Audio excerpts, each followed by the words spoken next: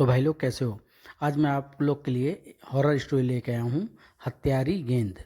चलिए कहानी स्टार्ट करते हैं। गांव का कुम्हार जीवन और साहूकार सेठ प्रताप चंद। एक बार फिर सोच लो सेठ, मेरे बेटे नीलो का रिश्ता ठुकरा कर तुम अच्छा नहीं कर रहे हो। अपनी औकात मत भूल जीवन। एक कुम्हार और साहूकार का संबंध कभी नहीं बन सकता। इससे पहले कि मेरा दिमाग खराब हो जाए, चला जा, चला जा अपनी मनहूस सूरत लेकर यहाँ से। जाता हूँ सेठ, जाता हूँ, लेकिन मैं भी देखूंगा कि तू अपनी बेटी का ब्याह कैसे करता है। उसी रात, छंगे तुझे मेरा ये काम करना ही पड़ेगा। लेकिन जीवन, इसमें तो खतरा है। तू मेरा बचपन का यार है, देख मना करेगा तो तेरी मेरी यारी खत्म समझ। तब तो कुछ करना करता हूँ, तू नाराज नाराज मत हो। तो चल फिर आज रात ही निपटा दे काम। पीपल के पेड़ तक जाना पड़ेगा। और फिर देख, एक बार फिर सोच ले, कहीं सेठ को तुझ पर शक न हो जाए। तू फिक्र मत कर और अपना काम जल्दी से निपटा। मैं प्रेत सिद्धि कर रहा हूँ, चुपचाप बैठे रहना और डरना बिल्कुल नहीं। नहीं डरूंगा। अगली सुबह, मालती ये तारा अभी तक नहीं उठी क्या? बेड टी लिए बगैर कब उठती है आपकी लाडली? तारा, ओ तारा, चल उठ, मैं तेरे लिए बेड टी आई। तारा, मालती की चीख। सेठ प्रताप चंद उठे ही थे कि बदहवास ही मालती उनसे आ टकराई। तारा, वो तारा को क्या हुआ? तारा को मालती, क्या हुआ? जवाब मिला तारा के रूम में पहुंचकर। उफ नहीं, उफ, हे भगवान, ये इसे क्या हो गया? Hitch hitch. मेरी तारा को बचाइए, कुछ कीजिए। मैं अभी डॉक्टर को लेकर आता हूँ। मेरी बच्ची। फिर मैंने जांच कर ली है, लेकिन मेरी समझ में नहीं आ रहा है कि अचानक तारा बेहद तेजी के साथ उठी और तड़ाक, ओह, हा हा हा हा, मुझे डॉक्टर से ठीक कराएगा? कान खोलकर सुन ले, अब तू मुझे नहीं भगा सकता। हा हा हा, मैं यहीं रहूंगा तेरी बेटी के अंदर। हा हा हा, मुझे माफ़ करो, मैं इंसानों को इलाज कर सकता हूँ, इस पर तो किसी की छाया पड़ गई है। शीघ्र ही मालती, ये पंडित रघुश्री हैं, तारा का इलाज करेंगे। ओह, तुम इस वक्त तारा कहाँ है? अपने कमरे में। पर इस समय वह ठीक है और कॉमिक्स पढ़ रही है। बस मैं जो देखना चाहता था देख लिया। आपकी बच्ची पर प्रेत का कब्जा है, मैं इसे दूर कर दूंगा। आप किसी इंसानी मुखौटे का इंतजाम कीजिए। ध्यान रहे, मुखौटा सिर की शक्ल का हो और साथ में ये कुछ सामान। पंडित ने लिस्ट सेठ प्रताप चंद को पकड़ा दी। गांव में यही एक फनकार है जो किसी भी तरह का मुखौटा बना सकता है। सलाम करीम भाई। अरे सेठ साहब, आप आइए आइए, तशरीफ रखिए। कहिए, ये गरीब आपकी क्या सेवा कर सकता है? सेठ ने करीम को बात समझा दी। सारी बात सुनने के बाद, ओह अल्लाह उस पर रहम करे, उसे लंबी उम्र दराज करे। अब तो उसी का सहारा है करीम भाई। आप बड़े मौके पर आए हैं सेठ साहब। ये आज पहला ही नमूना तैयार किया था मैंने। ये तो कोई गेंद लगती है जैसे फुटबॉल। आपको ऐसा ही मुखौटा चाहिए था ना? हाँ। उफ, कितना डरावना मुखौटा है, लेकिन शायद पंडित का काम इससे बन जाएगा। मुझे कौन सा इसे ड्राइंग रूम में सजाना है। उसी रात सुनसान जगह पर, चला जा, छोड़ दे इस बालिका को, वरना तुझे भस्म कर दूंगा। तू कुछ भी कर ले पंडित, पर मैं इसे नहीं छोड़ूंगा। हा हा हा हा, तू ऐसे नहीं मानेगा। अब मैं तुझे इस मुखौटे में कैद कर दूंगा। नहीं, आह। अचानक तारा बेहोश होकर लुढ़क गई। अब तो फिर कभी ऐसी हरकत करने के लिए स्वतंत्र नहीं रहेगा। हा हा हा, गेंद उछलने लगी। नहीं, मुझे कैद मत करो, मुझे छोड़ दो। पहले मेरे सवालों का जवाब दो। तुझे तारा पर किसने छोड़ा? गांव के कुम्हार जीवन के कहने पर छंगा ने। ओह जीवन, तो उसने सताया मेरी बच्ची को, कमीना, नीच। ठीक है, जब तक ये मुखौटा गेंद सही सलामत है तू यहीं रहेगा, उसके बाद तू प्रेत योनि से मुक्त हो जाएगा। नहीं, ऐसा अनर्थ मत करो सेठ जी, इसे फौरन ही कहीं दूर जमीन में दफन करना आवश्यक है, अन्यथा ये प्रेत गेंद जहाँ भी जाएगी तबाही मचा देगी।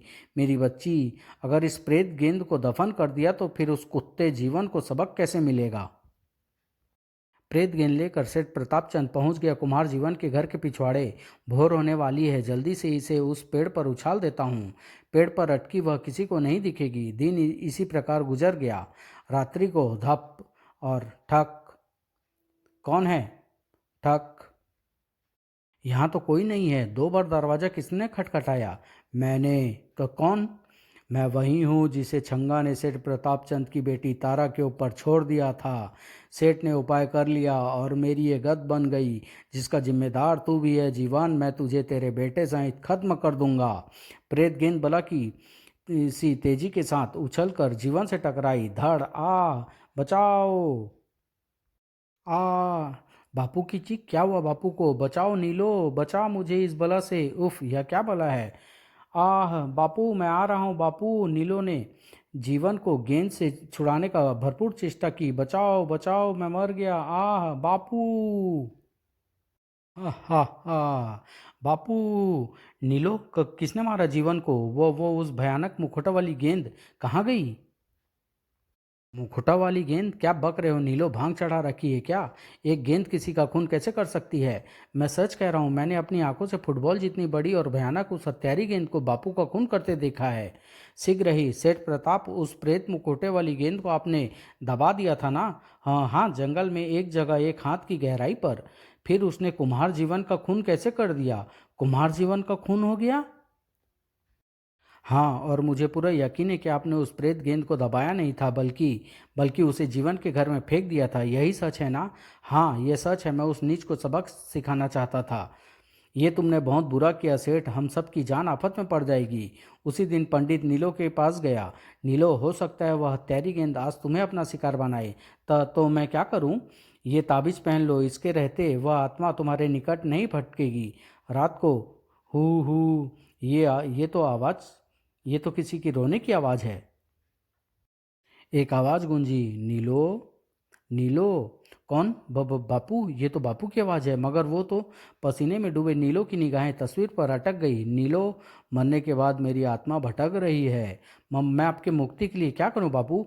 अपने गले में पड़ा वो ताबीज आज रात के लिए मेरी इस तस्वीर पर डाल दे बेटा। ओह, लेकिन पंडित जी ने तो कहा था कि नहीं नहीं, बापू की मुक्ति के लिए मैं वैसा ही करूंगा जैसा बापू की आवाज़ ने कहा है। नीलो ने ताबीज तस्वीर पर डाल दिया। तभी हा हा हा हा। कौन? नहीं, ई हत्यारी की नीलो के हाथ से चिपक गई। आई। हत्यारी की नीलो का हाथ चबा गई। कचर कचर।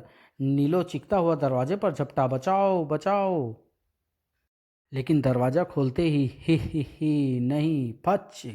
नीलो लाश में बदल गया। नीलो के घर से चीखने की आवाजें आई थी। जरूर उस पर कोई मुसीबत टूट पड़ी है। लाश? नीलो भी मारा गया है? उफ, इसका चेहरा। अगले दिन नीलो के अंतिम संस्कार के बाद संध्या को गांव की चौपाल पर, गांव में ये दूसरी हत्या है चौधरी साहब। न जाने हत्यारे ने दोनों को क्यों मार डाला है।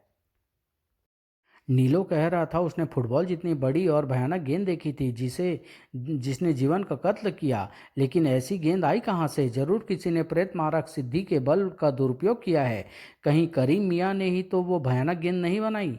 हो सकता है वही इस प्रकार के मुखौटे तैयार करता है। चलो उसी से चलकर पूछते हैं। उधर करीम। अरे, ये मुखौटा गेंद यहाँ कैसे आ गई? इसे तो मैंने सेठ साहब को चिंगारिया रबड़ के चमगादड़ से टकराई। कुछ सोचते हुए करीम की आंखें भय से फट पड़ी। तभी चमगादड़ चिचियाता हुआ करीम पर झपटा। हा हा हा। आह। जब गांव वाले वहां पहुंचे, करीम का भी खून हो गया। इसके चेहरे पर रबड़ का चमगादड़ चिपका हुआ है। उफ, ये तो बुरी तरह से चिपटा हुआ है। खून। रबड़ का चमगादड़ करीम का खून पी गया। रबड़ का चमगादड़ खून कैसे पी सकता है? गांव में प्रेत मुसीबत टूट पड़ी लगती है चौधरी साहब। ये 3 हत्याएं उसी का परिणाम है। अभी ना जाने कितने खून और होंगे। शायद किसी गांव वाले ने किसी आत्मा को सताया है। वह आत्मा अब बदला ले रही है। भीड़ में खड़े छंगे के होश खराब हो गए। जीवन और नीलो का कत्ल पहले हुआ। कहीं ये वही आत्मा तो नहीं जिसे मैंने सेठ की बेटी तारा पर छोड़ दिया था? छंगे, तू भी तंत्र विद्या साधता है, तू कोई उपाय नहीं कर सकता रे? मैं नहीं नहीं, इस तरह कैद बनाई आत्मा को मैं सिद्ध नहीं कर सकता। कैदी बनाई आत्मा का क्या मतलब? तुझे कैसे पता कि उस आत्मा को कैदी बनाया गया है? मुखौटा गेंद के बारे में सुनकर। इस प्रेत को केवल पंडित रघुश्री सिद्ध कर सकते हैं। पंडित रघुश्री? चौधरी साहब, इस प्रेत को नष्ट करने का एक ही उपाय है, और वह बहुत मुश्किल है। अरे पंडित जी, आप और यह आप क्या कह रहे हैं? ठीक कह रहा हूँ। जब तक उस गेंद के टुकड़े टुकड़े नहीं हो जाते, वह हत्यारी बनी रहेगी और अपने सभी दुश्मनों को एक एक कर समाप्त करेगी। क्यों छंगा? हाँ, उसी रात अपनी जान उस प्रेत से बचाने के लिए मुझे उससे भी बड़ी प्रेत की सिद्धि करनी पड़ेगी। छंगा एक पेड़ के नीचे बैठ गया। झोले में से उसने निकाला एक पिंजरा। इस उल्लू का खून कराएगा प्रेत सिद्धि। तभी ये झोले में क्या हिल रहा है? उसने झोले में हाथ डाला। हाथ बाहर निकलते ही उसके शरीर में से ढेरों पसीने छोड़ दिए। आ नहीं, ही आई, बचाओ, खच आ ऊ, ही। उधर मालती तथा सेठ प्रतापचंद, छंगा की लाश भी कल कब्रिस्तान में मिल गई है। छंगा भी मारा गया, उफ। और यह सब तुम्हारी वजह से हुआ है सेठ। पंडित रघुश्री, आप, अगर आपने उस मुखोटा प्रेत को, गेंद को दफन कर दिया होता तो आज एक साथ इतनी हत्याएं न हुई होती। अब जो होना था हो गया, लेकिन अब क्या करें, कहीं वह हत्यारे गेंद यहाँ। घबराओ नहीं, मैं इसीलिए यहाँ आया हूँ। आओ मेरे साथ। मैंने तुम्हारे घर के चारों ओर सुरक्षा कवच बना दिया है। रात को किसी भी मुसीबत पड़े घर की दहलीज मत लांघना। ठीक है? सुनो, तारा को ये सब मत बताना, वह डरेगी। उसे रात को घर से बाहर निकलने को मना कर दूंगी। रात को तारा, ए तारा। कौन बुला रहा है? अंधेरे में कोई दिखाई भी तो नहीं पड़ रहा। बाहर आओ तारा, मैं हूँ गांव का चौधरी। यहाँ तुम्हारे पिता का खून हो गया है। दूसरे ही पल चिकती हुई तारा कमरे से बाहर बाहर थी। नहीं, ये नहीं हो सकता पिताजी, ही आ आई। तारा की चीख सुनकर दोनों उछलकर खड़े हो गए। ये तो तारा की चीख थी, कहीं वह कमरे से बाहर तो नहीं निकल गई। सामने का दृश्य देखते ही उनके होश उड़ गए। तारा, मेरी बच्ची, हा। अब मैं तेरे जिस्म में रहने नहीं आया, बल्कि तुझे खत्म करने आया हूँ, ही। वह हत्यारी गेंद उसे मार डालेगी। नहीं, मैं ऐसा नहीं होने दूंगा। नहीं, अगर आपने इस सुरक्षा चक्र को पार किया तो वह आपको भी नहीं छोड़ेगी। पागल मत बनो, अगर मैं बाहर नहीं गया तो वह तारा को मार डालेगी। हत्यारी गेंद जैसे ही तारा पर झपटी, गेंद एक पेड़ से टकराकर रॉकेट की तरह सेठ प्रताप से टकराई। पिताजी, नहीं। हंगामा मच गया। क्या हुआ, क्या हुआ? पिताजी, हे भगवान, ये क्या हो गया? नहीं, यह नहीं हो सकता, यह नहीं हो सकता। सेठ प्रताप का खून हो गया। इस गांव को किसी की बुरी नजर लग गई है, कोई नहीं बचेगा। पंडित यह खबर सुनकर चौंक पड़ा। क्या, सेठ प्रताप का भी खून हो गया? ओह, मुझे इसी बात का डर था। उफ, इस प्रेत ने तो गांव में खून की नदी बहा दी है। पंडित जी, सेठ प्रताप के बाद अब शायद सेठानी और तारा का नंबर है। नहीं चौधरी साहब, अब मैं यह अन्याय नहीं होने दूंगा। आज ही मैं कोई उपाय करूंगा। काली पुतली, पंडित जी, जो भी करना है जल्दी कीजिए। कहीं ऐसा ना हो कि हत्यारी गेंद उन दोनों को की भी जान ले ले। ठीक है, मैं अभी जाकर तैयारी पूरी करता हूँ। और पंडित जी तेज कदमों से अपने घर की ओर चल दिए। उसी रात खटखट, जमीन के नीचे से ये कैसी आवाज आ रही है? भय से कांपती अभी वह उठना ही चाहती थी कि नहीं माँ, कल तो तू मेरे हाथ से बच गई थी, पर तू मेरे आज तुझे साथ लेकर ही जाऊंगा।